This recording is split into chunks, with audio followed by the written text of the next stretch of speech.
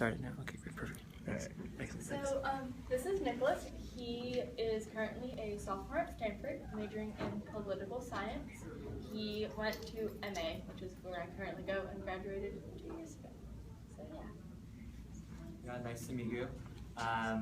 Again, as Marta said, I am a political science student, so I'm not sure that I'll have much valuable information for you about the pre-med course, but I am very happy to answer any questions you have about the application process or just college in general. So, I am 2 years separated from that process now, so I'm not entirely sure I'll remember, so I may defer to Marta at some times, but I'm happy to honestly answer any questions that you guys might have. So. All of the biology majors had a midterm. So yeah, they're all no one can make it. Any questions? I'm doing a lot of college apps. I'm quite knowledgeable about this right now. Anything? No. In absence of questions, you could describe your process that you went through. Yeah. First. Mm-hmm. So 2 years ago now, I assume most of you live around here, and I guess many of you applying to college may be considering Stanford, or maybe, as I was, not considering Stanford. For the longest time, I said, I'm never going to go to college close to home, I want to get away. And I think something I've learned and something that I'm very appreciative of is that I think that kind of thinking may be flawed. So first of all, I'd say that if you guys have any worries about going to college close to home, I think you may have some sort of distorted thinking because it's very easy to get away. And it's very close or very, very convenient to be close to home. Originally I was not intending to apply to Stanford, but I did end up applying there. I was accepted, and ultimately it came between Georgetown and Stanford for me. And I ended up choosing Stanford because I didn't want to go all the way across the country. I was looking for the middle, but I got close to home. Last year at Stanford I took mainly political science classes, or more humanities, social science classes. So I will say that's something I'm very surprised and pleased with, is that regardless of what you choose to major in, or regardless of what your academic interests are, it is very easy to explore different subject matters that maybe don't pertain entirely to what you intend to study or work with in the future. And I think that's something that I would really encourage you guys to do because, one, it allows you to develop your mind in different ways that, originally would not be so available to you, but also could, really cause you to think about things in different ways, or maybe explore things that, could potentially change your life or the direction that you want to take it. So, I'm not entirely sure. I'm sure you guys all know what the typical college experience is. So again, if there are any questions you guys have, I'm happy to answer. Go ahead. So as a political science major, what career are you considering? I think that's another very important part. To be honest, I don't really know. I guess that might sound a little bit ridiculous.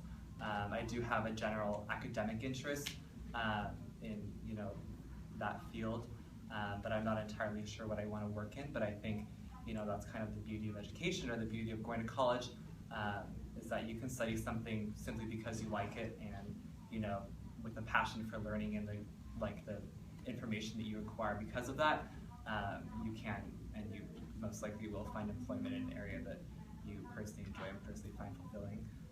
So I can't really give a specific answer to your question, but I can assure you that I'm pretty confident that what I do end up doing I will enjoy, because I enjoy the academic side of that. I'm just wondering, what area exactly are you interested In political science, or what's your plan for the future, I guess? Well, I'm majoring in political science, concentrating in foreign policy and American government. So I guess in the future I do intend to work either in some sort of political sphere that relates to U.S. relations with the rest of the world. Again, I think something that I was very surprised with after coming to college is that, you know, there are a lot of people who have no idea what they want to do. I'm a sophomore, I know a ton of people who don't even know what they want to major in.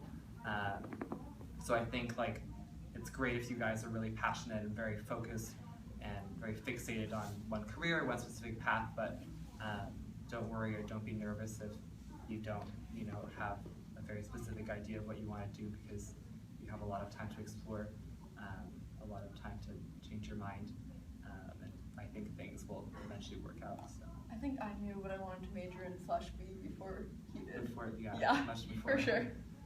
So I mean, I think everyone is different. In the back? When you were visiting colleges, how did you know which college was the right place for you? Was it a feeling or a certain aspect? That's a very good question. I mean, I really do think that you kind of have to, you know, rely or trust your intuitions about the vibe you get. I mean, something that I did, which I found very helpful, was to visit, you know, a huge variety of colleges. I went to tiny liberal arts college in New England. I went to huge colleges. I mean, I didn't go to any college in the South, but I think I pretty much visited every geographical region in the U.S. And I think like that was very helpful to me because, you know, once you're on the campus, you can get a feel of, okay, I like this size, or okay, I can't really deal with snow. I'm going to apply places where it's warmer, or, you know, I'm not really sure if I'm interested in a campus where everyone is so focused on science or something like that, if you're looking at a school like that. So I think, you know, once you set foot on the campus, spend some time, take a tour, but you get a general feel, which in turn allows you to decide what you're looking for. So that's something that I'd suggest if you're looking. College visits are pretty important. Like, yeah, wide variety. Like, visit the UCs, which are so ginormous, it takes an hour to get from like point A to like across campus and then back. And then like the liberal arts school, or like I think one I like ended up like circling the school like 10 times in an hour because it was like maybe the size of this hospital. It was tiny. So. And when you say the importance of like academics versus extracurriculars. Sorry, I didn't hear your question. What do you say is like the importance of academics versus extracurriculars?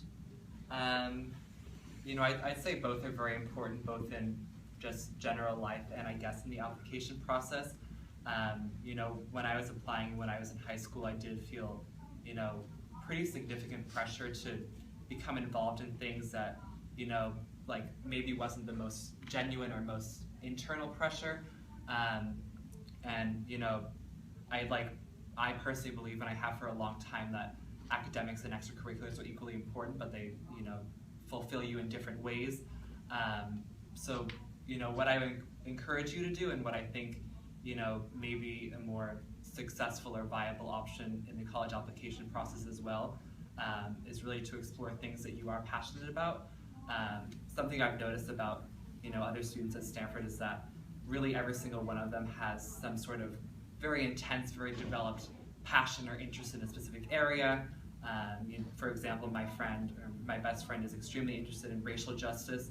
And I think, you know, like, it's like exploring a variety of things, but indicating a passion for one thing, especially in your extracurricular endeavors, is something that allows you to develop yourself in a way that is appealing to colleges. I think you see a lot of people who, you know, do a bunch of things just for their resume or just for the application process, and I think any admissions committee can kind of see through that. And I think given the tremendous number of students who are applying to college, you know, there are going to be enough people who are appealing and whose passion for something is evident, as opposed to, you know, I'd say like a passion for an actual field or an actual activity or medicine like you guys is much more appealing than a passion for filling your resume. So I'd suggest exploring things that you are interested in. I have a question for both of you who could answer individually. Like, how important are taking the AP subjects during your junior and senior? Does it matter, like, if you take few and if you take many in the admission process? Again, I think that really depends on the comfort level of the student, or the confidence level maybe. I did take a lot. I took 5 in my junior year and 4 in my senior year.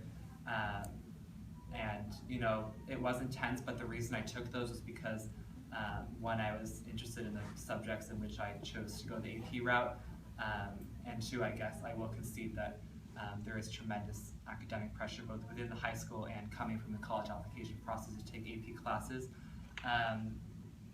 I think it is very important, and I would say that if you do have an option between choosing to take, you know, the standard level course and the AP course,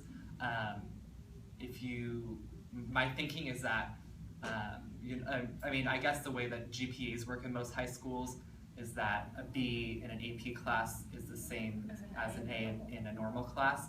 And I would agree with that, and I would almost say that I think in most classes, you know, like a B- in an AP class is the same as getting an A or even an A+ in a standard class, because I think it shows something that you chose to choose a more difficult subject, and you do learn more. So I'd say it's pretty important, but also, you know, I'm a big proponent of keeping your sanity and, you know, being both emotionally and mentally healthy. So, you know, one, if you feel that you've over-enrolled in AP classes, definitely don't worry about dropping them, but also don't be shy of taking them, because I think they can be, you know, great ways to develop your mind. Yeah, I took 5 my junior year, and I definitely had many nervous breakdowns, oftentimes in teachers' classrooms.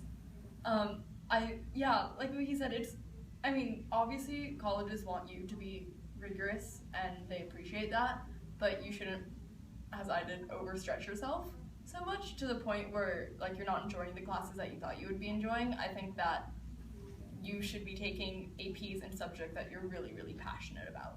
And you know, AP Calculus isn't for everyone, and not everyone tries to take it because they feel like they have to get into college, because there are a lot of people that don't take it and still get into fabulous colleges. And I feel like students shouldn't feel pressured to take any APs. You know, take APs that you want to take, and don't take 5 because you feel like you have to impress someone. So you did not take any APs in your senior year? Oh no, I'm taking 3. So 5 in junior and senior? Yeah, so I took 1 my sophomore year, 5 my junior year, 3 this year, but I took additional tests, which added to the stress. So I will have graduated with 14 AP tests under my belt. One piece of advice, I don't know how many of you are freshmen or sophomores, but I think if you do have the opportunity to take maybe 1 class in your sophomore year, that can be, you know, very valuable in the long run. I think if I hadn't taken any in my sophomore year and then done however many I did 6 in my junior year, I don't really think that I would have been as prepared or as successful in my junior year. I do think the practice in even taking 1 class is extremely valuable and is, you know, I've ventured almost necessary in order to succeed or remain, you know, confident and mentally stable when you're taking a lot. So if you do have the option, I really encourage it, even if you're nervous or, you know, don't really worry about getting bad grades.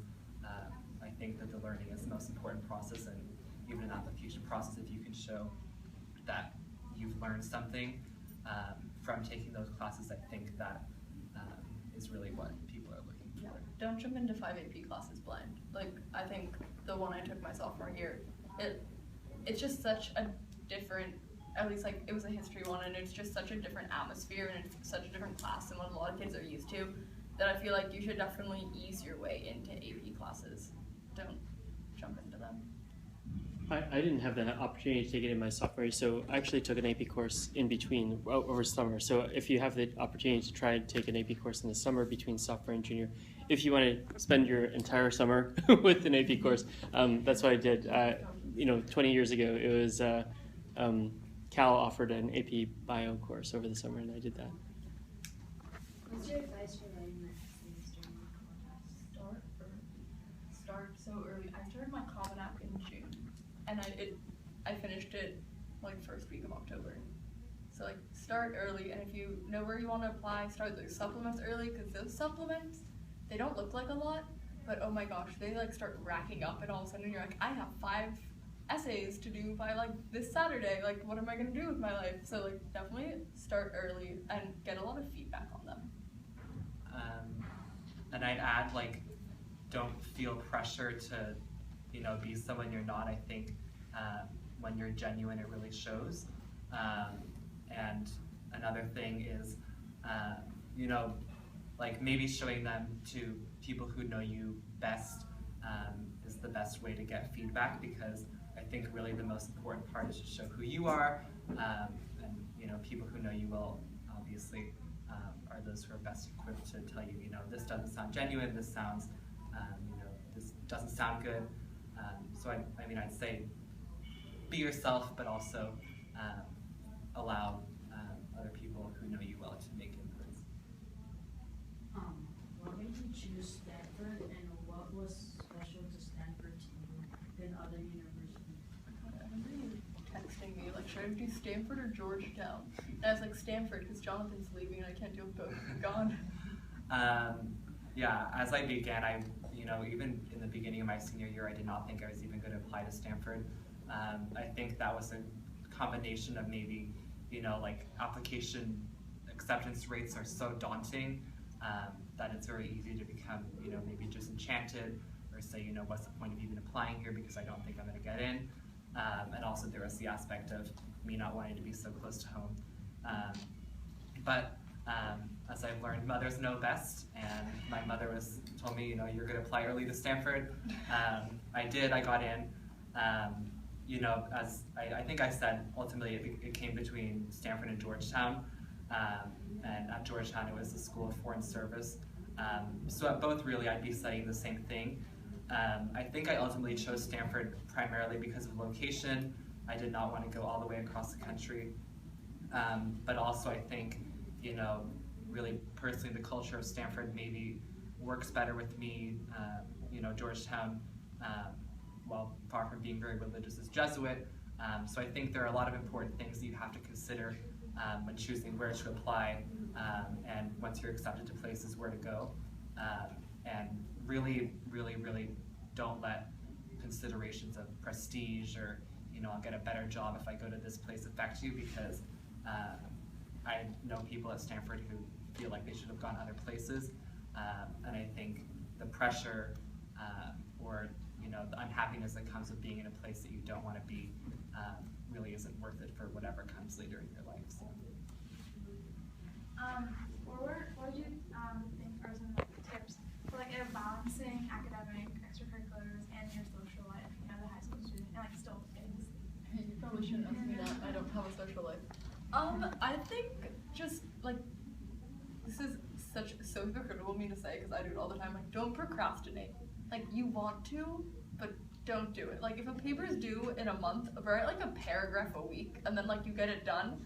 You know, like, don't write the paragraph the weekend before. Like, don't write the essay the weekend before it's due. And like, I feel like just stuff like that. It's like little things. Like, also like, you know, don't overwhelm yourself and take too many AP courses while trying to juggle like 15 clubs and like a healthy social life, because that's realistically not going to happen. Because we do need.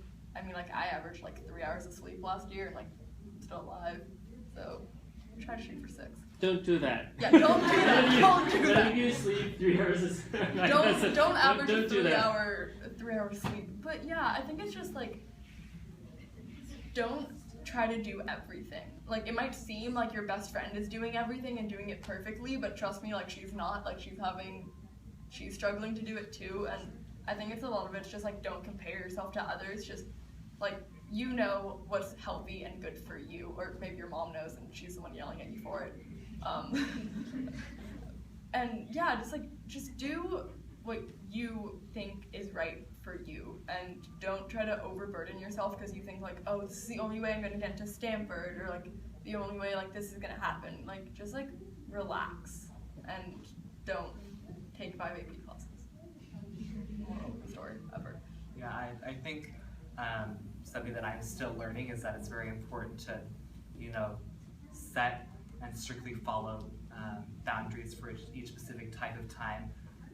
You know, I really think there's no worse feeling than like hanging out with people and feeling like you're supposed to be doing homework, or feeling like you should be doing some sort of extracurricular activity. I think, each is, equally important in their own respect. So I'd say, like if it's possible, and I know procrastination is so tempting, I do it all the time. But like if it's possible, avoid procrastination and, allow yourself some time to hang out with friends without the worry of having to be doing, like without feeling guilty about not doing homework. I just say like, get things done when you need to, and then allow yourself time to cool down, and I think that's a pretty healthy and successful way to do it. Get sleep. Like, because then the thing is, it's like, you're on 3 hours of sleep, and then I slept through calculus last year. I actually remember a single day where I was awake for the entire period. I don't know how I passed that class. Actually, I do know, it was my friend. But like, sleep is so important, because then when you don't get sleep, you fall asleep in class, and then you miss notes, and then homework is hard, and so sleep is so important. Like, just, like, it doesn't matter, like, one late assignment isn't gonna kill you if you don't do your English homework, but you go to sleep at 12, like, that's a victory. Yeah. I think my question was, for you guys, was it the SAT versus ACT? What did you find that was better for you? I did both. My mom was like, just take the ACT, and I was like, Mom, I have to take the SAT too, and then I got my ACT scores, and I was like, why did I ever take the SAT? And she's like, I told you so, Marta. I think take practice of both, and then find out which one you like better, because the ACT's, like, it's more mathy, it's more sciencey, it's better for people, like, that are mathy and sciencey, and the SAT, I feel like, is better for people like Nicholas who are, like, humanities-based. But yeah, try both and see which one you like.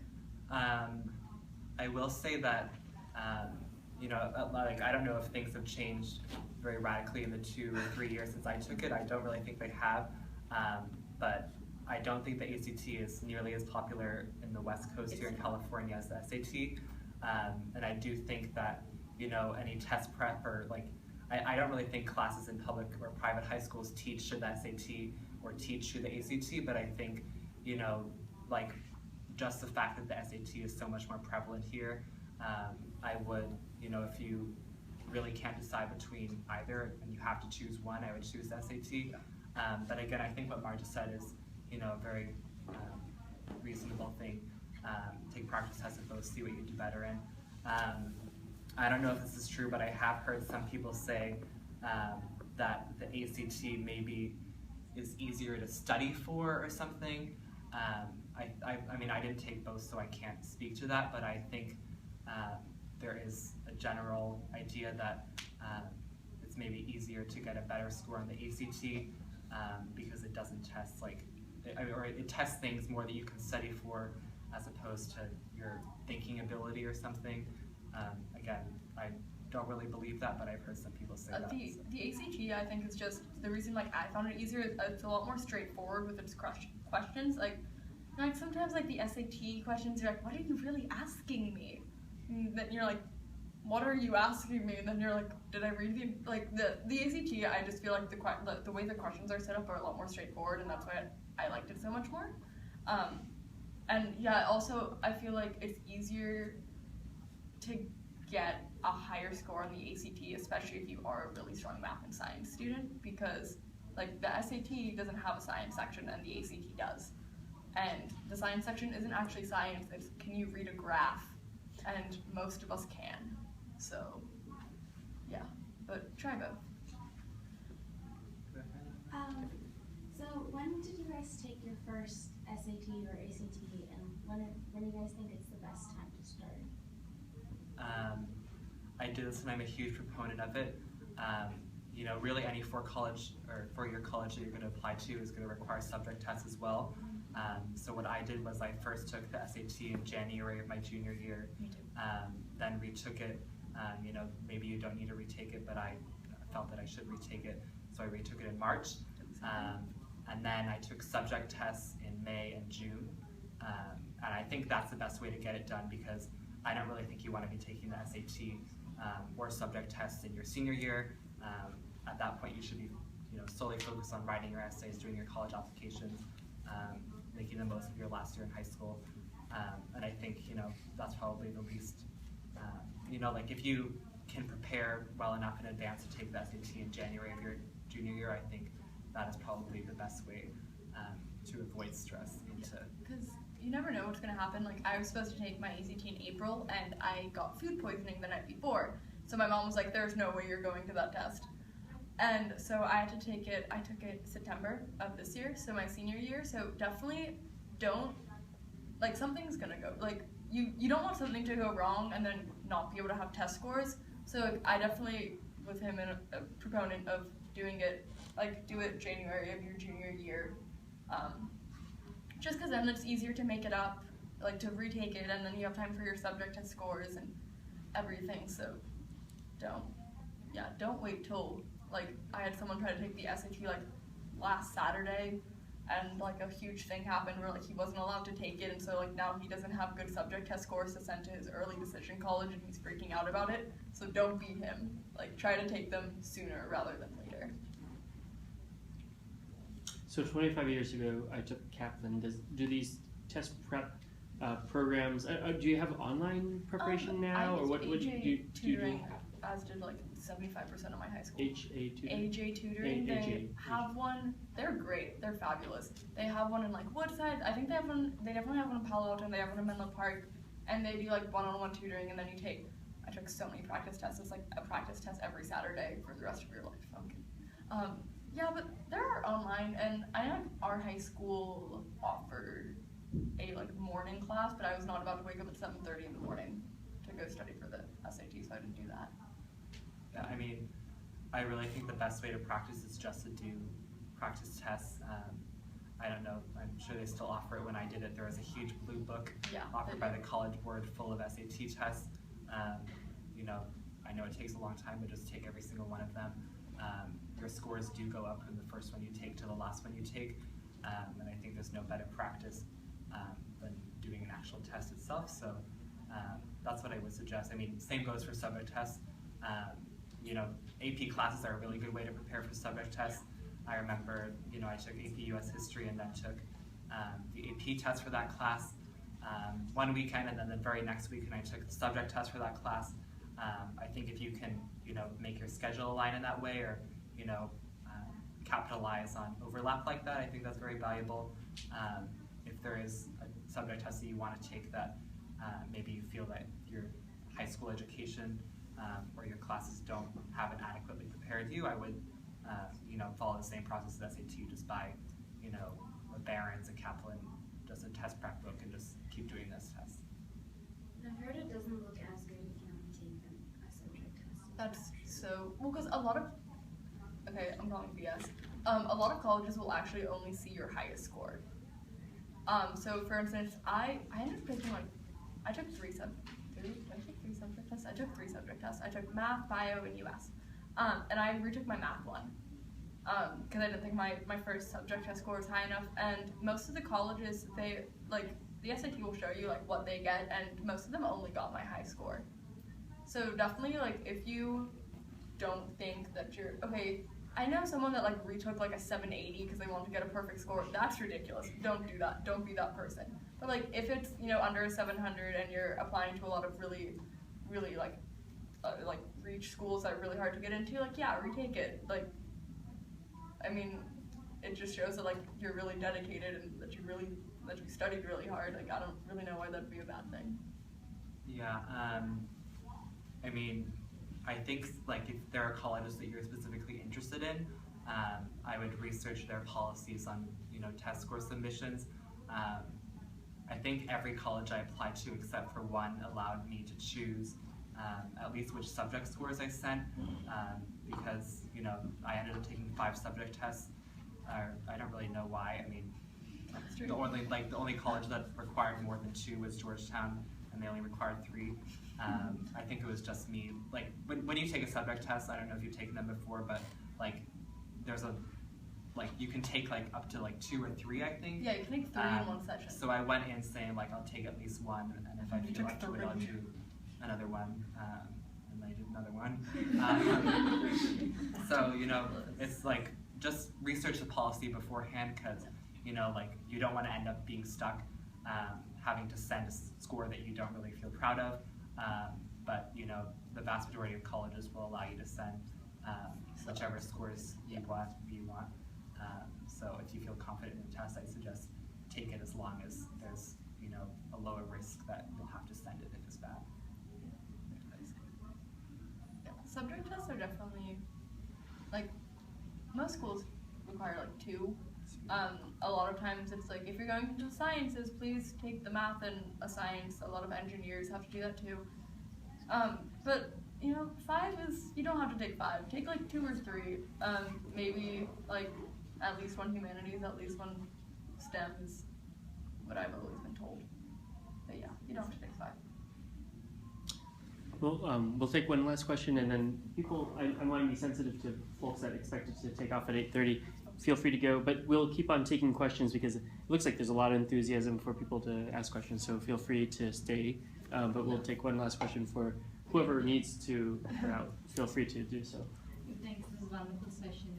So when, especially in your case, in the political science, when you decided, probably in high school, that you're leaning more towards that.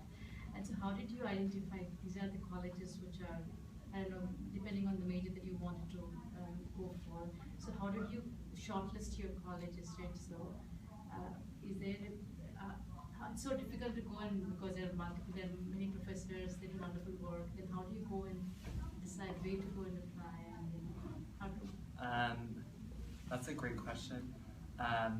You know, I did have a college admissions advisor, and I'm sure most public and private high schools offer one from the school. So I think they have a lot of information about which colleges are better than others. I think what I ultimately ended up doing was consulting. Like now that I'm in college, I'm not sure that I would advise this, but I think I ended up simply consulting ranking of schools based on major. There are books that will say, like, if you want to major in economics, these are the best colleges these are the colleges that have the best economics departments. I think what I would do if I could do it again was, like maybe use those lists as a very general introductory guide to maybe finding the type of college that I wanted to apply to. And once I had narrowed it down a little bit, I would have gone to that college's website. Every college offers an online list of the majors, and I think most colleges, if you click on that major, it'll say what kind of classes, maybe research professors, the researchers they're doing. Like I think like really the best way is just based on reputation, but like if you want to do your own research as opposed to relying on kind of arbitrary rankings, I'd advise just going to the websites and looking. I want to double major, which my mom was like, you shouldn't be doing this to yourself again. But I want to double major in human biology and women and sexuality studies, which are 2 majors that there tend to be biology and there tends to be gender studies. But I'm looking for those 2 specific. So I definitely cut out schools in which they didn't have either of those. Stanford, for instance, has both. And so I think that if you're really passionate about something really specific, like I am, that look for colleges that will allow you to continue that passion later on. And yeah, like human biology is really important to me. So I think all of the schools, but like 3 on my list, have some sort of human biology major on them, because that was really what was important to me in a college. So I'm gonna, no real clapping, fake clapping, because all the parents on the other side, I was here 12 years ago with my wife, who you saw in the corner, with the parents on the other side. Well, they're soon to be parents on the other side, they're all pregnant. So they don't want us actually clapping, but thank you. And anyone who needs to go, because I don't want you to be sleeping 3 hours tonight. Yeah, feel free to do so. But the rest of sleep. there's many of you that had a lot of enthusiasm and wanted to ask more questions. Please come closer, and feel free to come closer and come and ask more questions, because I think these guys are willing to hang out for a little while, and I'm willing to do so as well.